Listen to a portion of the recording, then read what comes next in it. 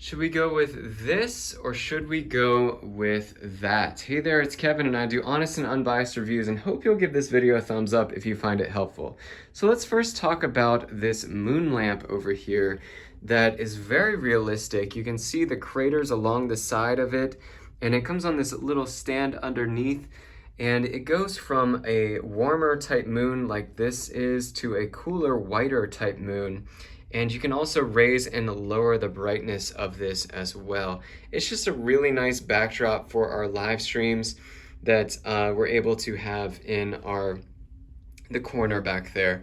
So let's also talk about this ring light. So this is an amazing light that you can use for, lighting up yourself on streams, on videos, however you want to use it. You can use it for backgrounds of videos as well.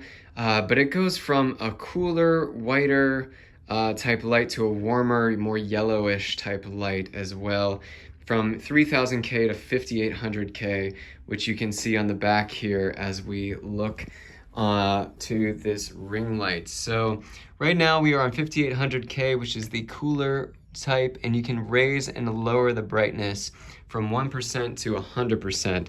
But this also comes on a really sturdy tripod that folds up if you need to, and the pole goes really high. It almost reaches the ceiling when you raise it up. So if you had to ask me which one I would get first, it would honestly be this ring light. This is just an amazing, versatile type light that goes from cool to warm, and you can raise and lower the brightness of it.